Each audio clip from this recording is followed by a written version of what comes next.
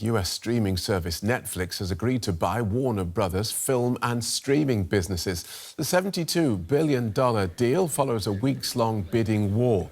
Warner Brothers is one of Hollywood's oldest and most successful film studios. It's home to major franchises like Harry Potter and Superman. The deal's likely to face antitrust scrutiny in the United States and here in Europe. Let's get more from our entertainment correspondent, Scott Roxborough. Welcome, Scott. This sounds like a big deal, lots of zeros in it. What's it likely to mean for the US film and entertainment industry? Well, hi, Phil. It is a very, very big deal. And it sort of comes after a series of these sort of consolidation deals.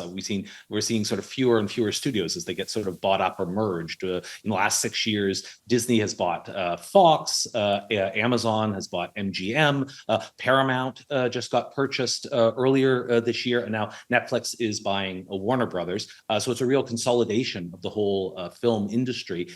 And typically when these deals happen and this consolidation happens, what typically happens is we get fewer and fewer films being made, and in the industry itself, people who are working in the business tend to lose their jobs, or a lot of them tend to lose their jobs. So I think we're going to see that in any case, whatever comes out of this deal. Netflix previously said they wanted nothing to do with the big studios. So why this shift in thinking? It's interesting. I mean, Netflix, of course, is been incredibly successful, creating what is essentially a global television network. But what they haven't been that as good at is creating really sort of enduring entertainment brands, with a few exceptions, like say Stranger Things. They haven't really produced those sort of legacy entertainment franchises.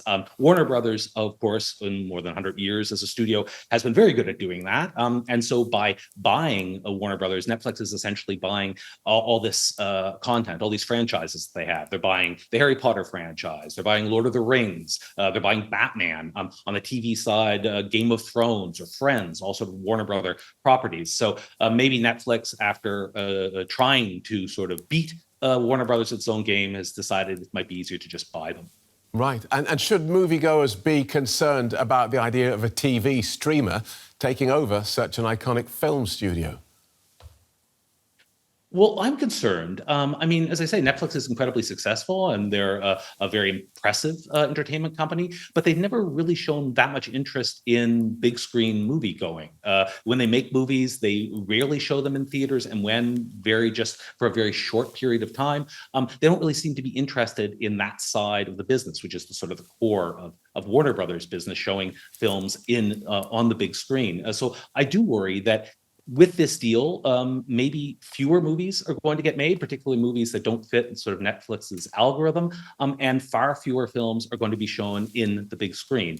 Despite the fact that I think that's still a great business, you're seeing a lot of big movies being very successful in theaters this year. I'm not sure Netflix is behind that business. So that, it does worry me, and I think should worry any big screen movie thing. Thanks for that, Scott. DW Entertainment correspondent Scott Roxborough.